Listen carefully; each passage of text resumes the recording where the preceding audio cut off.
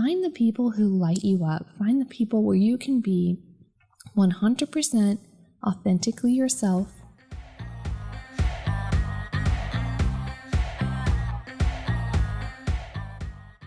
Hey, welcome back to the FemPower Podcast. I am Sarah Hockett, and today we are talking about the importance of finding your tribe. This is something that's really important to me and has been important to me over the course of my life because I've been in the really wrong tribes before, and that it just feels so bad, right? Like we've done that. When you're surrounded by people that are not your people and you look around and realize that this is not where you want to be, it is so important to have people in your life that get you, that understand you, that hold the same values, and that want to lift you up and support you and help you be the best version of yourself that you can possibly be. This was something that was on my mind recently because I recently, let me just back this up. A few years back, I started an art business because I really love doing resin art. So I still have that, but I've laid off of it a lot because doing this was more important to me. So during the time that I had that art business, I went to some art shows and I had some success with that. And I thought, if I want to be able to sell within this local community, I need to extend my network within the local community. And I did that.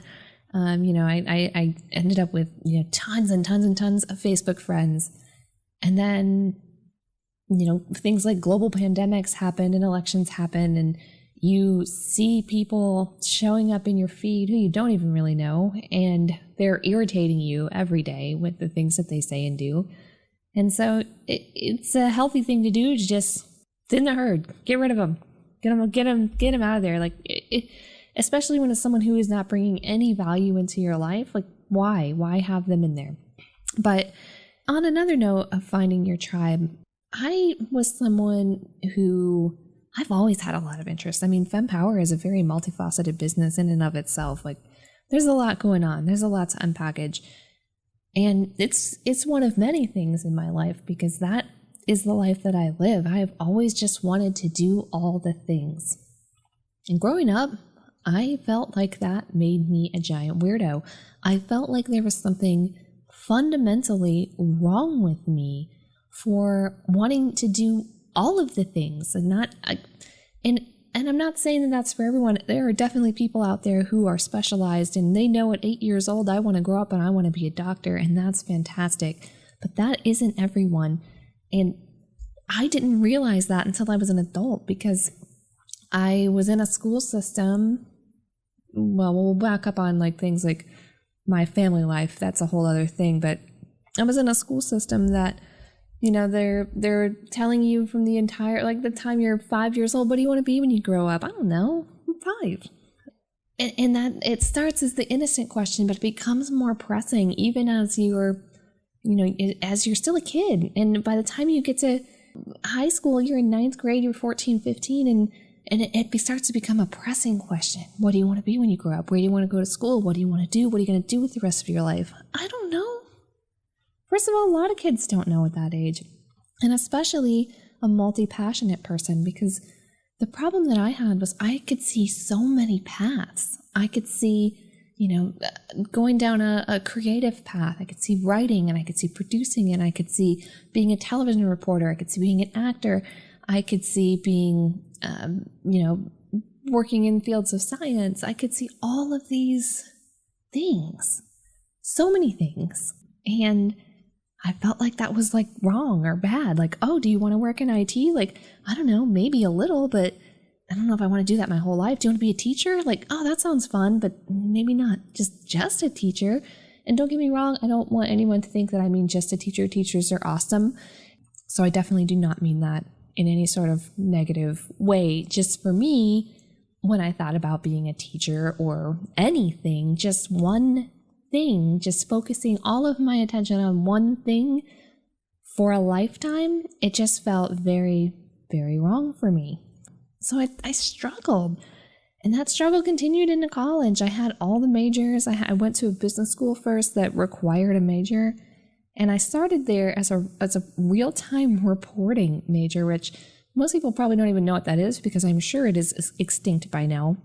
Real-time reporting is where you use a stenograph like they use for court reporting, but you use it with attached to a laptop to do closed captioning for TV. Maybe they still do that, I don't know, but I know there's a lot of transcription that can be done just from your computer. I see those jobs all the time.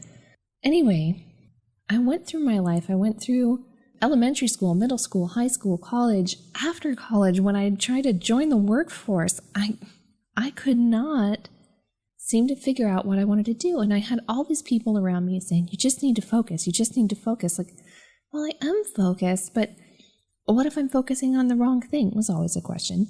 And for some people, that is the question. But for me, the question was more, I want to do all of the things. And I don't want to feel bad about that. Like, I think that it's okay to be an artist and a writer and a TV producer and an IT person and a researcher and a copywriter and all of the things. Why do we have to choose? Until one day, I heard this amazing TED Talk. And if you're someone out there and this is resonating with you right now, I highly recommend this TED Talk by Emilie Wapnick. And the topic of the TED Talk was multipotentiality. She outlined a lot of the same things.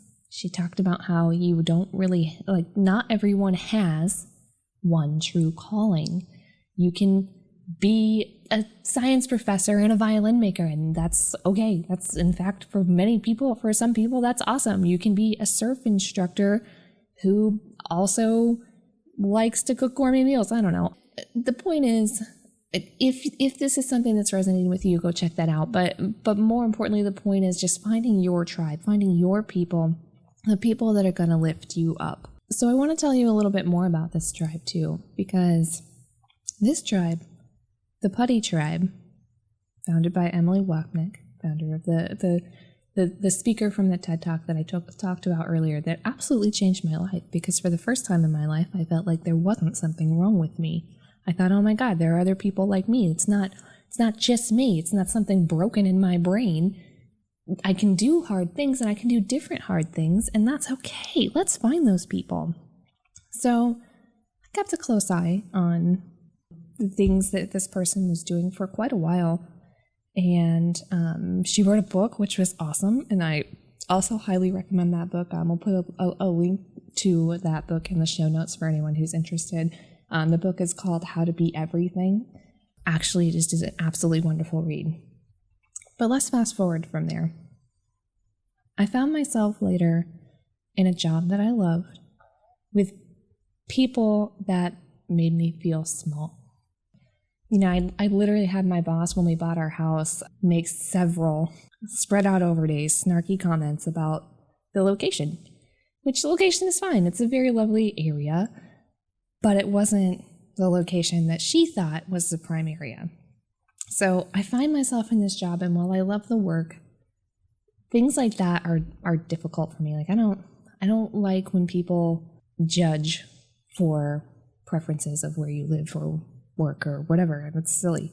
And she took this moment that was really happy for me. We had worked really hard for a long time to be able to buy our house, and I was very excited about it. It's a house that's perfect for me. I love it. And when I excitedly shared this news with her in the room, that was a comment. There were comments followed up in every meeting for months afterwards. So anyway, that's aside from the point. I was at this job, and as you know from listening to a previous episode, this is the job where the bad thing happened. I was taken into a room one day, and long story short, I departed ways unexpectedly. And I was crushed because, one, I loved the job. Like, I'd been putting up with some of the nuances that I didn't love about people in that job, because I loved the job. I loved the work that I got to do there. And when that job was no longer a part of my life, I struggled for a minute to figure out who I was, because I had that job, I had made it my life. It was a brand new organization that was handed to me, and it was my baby. And when I wasn't there anymore, I spent some time not knowing who I was apart from that job, which is crazy. And that's a bit of advice from me to you. If you're in a job, do not let that job become your identity. This is so important. You are not your job. And I know that in our society, that's a hard thing to separate, because a lot of times when we meet new people and we're making small talk, that's one of the first things they ask us. What do you do for a living? Where do you work? What's your job? What are you working on? So anyway, I want to make that point very clear. So from there, after that job, I went out on a huge limb and I reached out on LinkedIn to the CEO of a major company, and I wrote him this wonderful little letter saying like, hey, I think that your company is in a position to do some really awesome nonprofit work. And I know that you don't really have a nonprofit branch right now, but I'm a whiz at setting that up. I can tell you what that looks like. I can get you through the process. And here are the benefits to you, your current organization, your employees, your longevity, and all of that. Honestly, I did not expect to hear anything back, but I did. This person set up a call with me, flew me out across the country from Florida to Oregon. We met, and he said, yeah, I really want to do that. It sounds like it's so well thought out. I'm super excited to do that. It's something we've been thinking about anyway. You're definitely the right person to lead it, but we're not quite there yet. Okay, cool, no problem. But then he said, but I have this other project, this other position that I've sort of created, and it's brand new, and I think that you'd be perfect for that in the meantime, and we'll keep you in the conversation as we talk about nonprofit things. Okay, that sounds cool. Let's do that. That sounds great.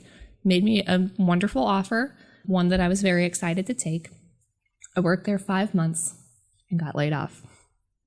So now, in less than a year, I've lost 2 jobs and a whole lot of confidence and a large chunk of my identity. And I don't know what I'm going to do. I definitely hit some depression and a lot of anxiety, because in the lovely state where I live, which is Florida, unemployment is kind of a joke. And especially if you have been unemployed more than once in less than a year, because you are allowed to file 1 claim per year. So I, after that job ended, I applied for all the jobs, and I just kept getting rejection letter after rejection letter after rejection letter after rejection letter. I was applying for 20, 30 jobs a day some days, and a lot of days I was getting anywhere from 5 to 10 rejection letters. And it just got really hard to swallow. It just got so hard. And then I had a small accident where I very badly sprained my ankle. So then I sat home, and in all the pain, physical pain, emotional pain, I worried that I had peaked, that I had already done the best things I was going to do with my life. And I didn't know what I was going to do from there. And then I had an old friend contact me and say, hey, I'm looking for a you. Like, too bad you already took that other job. And I was like, actually, I got laid off from that job already. So if you're looking for someone, let's talk about it. So anyway, this was actually, I ended up having to take a 5-hour drive the day after I had badly sprained my ankle. I was supposed to be keeping it elevated, and I spent 5 hours in the car. My incredible husband was not supposed to go with me on that trip. He decided to take the day off work. He drove me all the way over there. He drove me all the way back. It was more than 10 hours of him behind the wheel, this poor man, because I thought it was going to be a really good opportunity. And I want to be very clear, this person is still an absolutely wonderful person who I love and admire very much. I think that their organization is a wonderful organization. And I was very excited about the job. And when we talked about it, I was even more excited about the job. But the pay that he offered was so low that it wouldn't pay my bills. Not even close. It was McDonald's level low with no benefits. So I didn't take it. And then more time passed. And then I thought, oh my God, what have I done? Like, at least that would have been something I enjoyed, and I would have been a little money, which is better than no money when you have bills every day because you are an adult. So again, more job applications, more rejections. deeper and deeper into the hole of anxiety and depression. And so then I took this job at a local place with some people that I knew from a job that I'd had at least 8 or 9 years earlier. The pay was bad. I was running into the same people and places that I ran into 8 or 9 years before. And it felt so bad.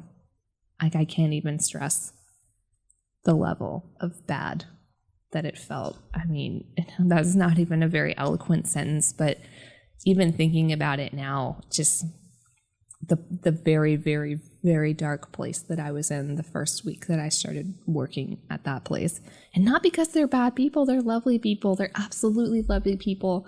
But to me, I felt like I had just taken a 10-year step back in my life, in my career and in my life. And those rejection letters continued to pour in, because when you're applying for loads and loads of jobs every day, the letters are going to keep coming.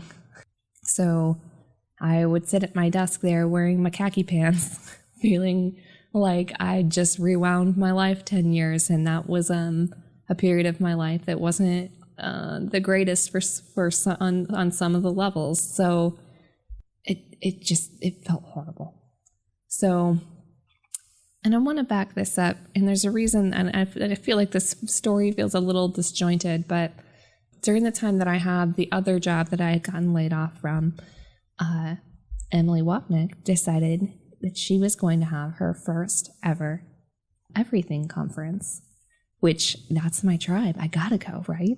So I excitedly waited. I had a great paying job. There was no reason for me not to. I excitedly waited for the first day for those tickets to go on sale with the early bird pricing. And I bought mine the first day that those tickets were available. And then, I lost my job. I went months without a job. And I took a job that felt like it was crushing my soul. So what I did next, I started that job in August, and the Everything Conference was in September. And I thought, you went months without pay. The pay that you're getting now doesn't really cut it. So even though that ticket's already bought, your flight isn't paid for, your accommodations aren't paid for, it would not be wise to go. And I told my husband this. I said, I can't justify going. I can't justify spending that money or putting it on a credit card because, we just don't have it. Like, it has been a rough financial year and we don't have that money. My husband, the lovely human being that he is again, he convinced me that I should go. He convinced me to just look at the flights and just keep an eye on them, see if there was a day where they were cheaper. And if there was, to just buy the flight. And then once the flight was booked, just book somewhere to stay. Like, he convinced me that I needed to do this. He was so absolutely right. I can't stress enough that going to that conference was a game changer. I mean, maybe more than a game changer. It probably saved my life. It put me in a very different headspace than what I had been in. I got to meet people that share my mutipotentiality, but more than that, they made this a conference that it was small, so we were encouraged to interact. It was very introvert friendly, so that's good for me. And there was no small talk. None. So at this point, it had been a little over a year since losing the first job that had my identity wrapped into it, the one that made me feel like that was the best I could ever do. And I went to this conference and met these incredible people. And because we were encouraged to talk about real life and not what's your job, that I got to tell people my story, like really tell them my story. I told them, look, this is what happened at this job. This is what happened at this job. This is what's happened in my life in the last year, and I am not in a good place. And, I was met with other people's stories. I met another wonderful gentleman who basically was ousted from his job because of his sexual preferences. And at the same time, he was liberated in that happening.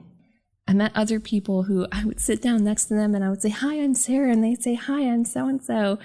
And then we jump into a conversation about the things that have happened in their life, the things that make them who they are, that make them strong and beautiful and wonderful and friggin' amazing. And it was, like I said, it was a game changer. I felt something shift monumentally in me by going to that conference. And I made a lot of friends who remain friends. In fact, I just talked to a couple of them today. One sent me a class that she's taking that's currently being offered for free. And she was like, "Oh, I thought of you. Do you want to join?" Yes, I do. I joined their online community. I've currently signed up for an accountability buddy who I hope can help me move this project further, because part of what I want to be able to do here is tell real stories. That was a large component of what helped me at that conference and at that time in my life. And I want to share that with other people. I do. Because the thing is, like, we have so many things in our life that we don't talk about. It's not okay to talk about. It's taboo to talk about. People don't want to be around you. But when you have all these things happening and you can't talk about them, it adds another layer to the depression and to the anxiety and to the just panic that you feel, to the ickiness, for a lack of a better technical term, that you feel when you're interacting with other people. Because when you're out there and you're putting the smiley picture on social media and inside you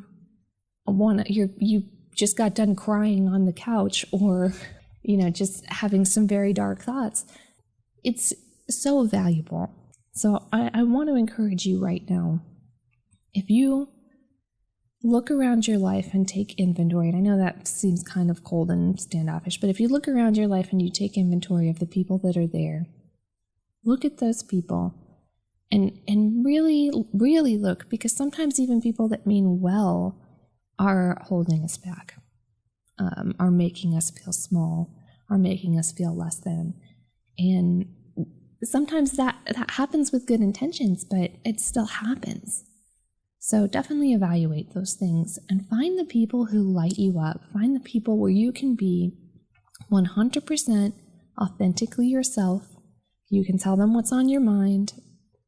You can say it without fear. You can say it without judgment. You can tell them all your crazy ideas and they will support you.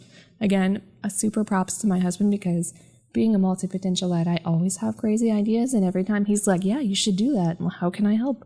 So I want to make sure that everyone out there knows they're not alone, that you can find your tribe, and that you should find your tribe, and the importance of finding your tribe, because those people, your people, will make you a better you.